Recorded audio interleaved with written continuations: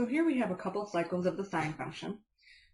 Now because it is a function, one input will give us one output, and we can see that from, let's look at pi over 2. So when I plug in a pi over 2, sine of pi over 2 is 1.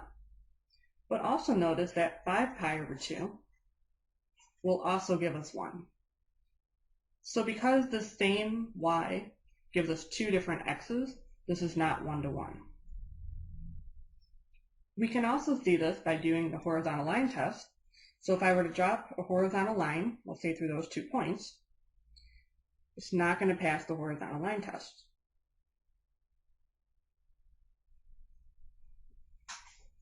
Okay, it crosses more than once. Okay, so this does not pass the horizontal line test, which also gives us the conclusion that this is not 1 to 1.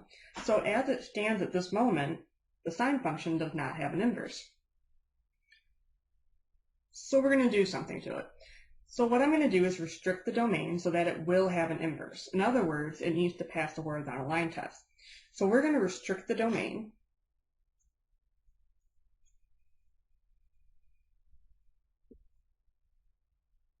And what we've decided as a math community is to be from negative pi over 2 until pi over 2, because after that, it wouldn't pass the horizontal line test. Okay, so just that one part of the sine function will in fact pass the horizontal line test, giving us an inverse. So we're going to restrict the domain from negative pi over 2 to pi over 2.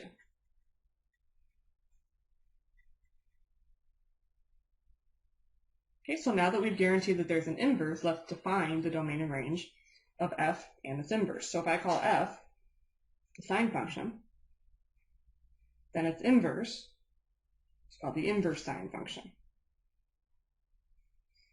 Keep in mind this negative 1 is not an exponent, so this does not mean the reciprocal of sine. This is the inverse. So some people like to actually call this the arcsin, so that there is no confusion that that's a -1 exponent. Just understand these two mean the exact same thing. So as we just did a moment ago, the domain is restricted between negative pi over 2 and pi over 2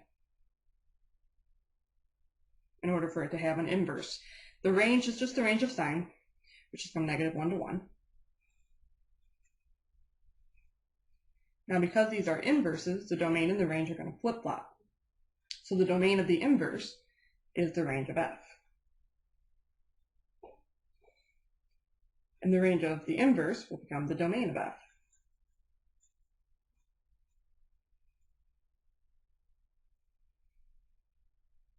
Okay, so that means that the inverse sine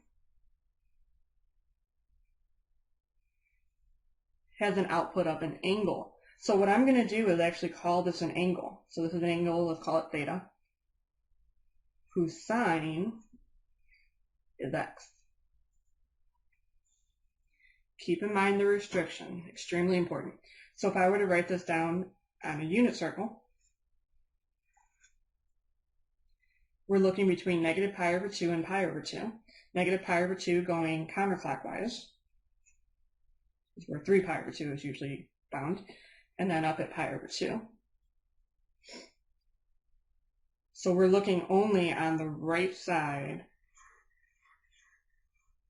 of the unit circle. Only there. So let's do a couple examples looking only on the right side of the unit circle, keeping in mind that counterclockwise, or clockwise, is going to be a negative angle. So let's say we have the inverse sine of square root of 2 over 2. Again, keeping in mind that this is an angle, so I'm going to write literally an angle, theta. So what I'm looking for is the angle whose sine is square root of 2 over 2. So looking only on the right side of the unit circle, there only, because first quadrant is positive, I know this is in the first quadrant. So I'm looking for where the sine is square root of 2 over 2. So that angle is pi over 4. So the angle whose sine is square root of 2 over 2 is pi over 4.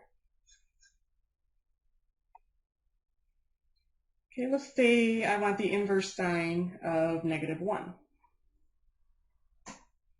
So again, only looking on the right side of the unit circle, I'm looking for the angle whose sine is negative 1. In other words, I'm looking for the angle whose y-coordinate is -1. Okay, so that takes place at the point 0, -1. So ordinarily, we probably would have called this 3 pi over 2, but keep in mind the restriction starts from -pi over 2 until 3 pi over 2. So this angle is coterminal with 3 pi over 2. But to stay in the restriction, we have to call it, there's no option here, -pi over 2.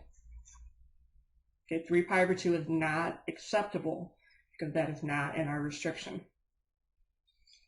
Okay, let's look at another one. Let's say the inverse sine of -square root of 3 over 2. Again, calling this an angle.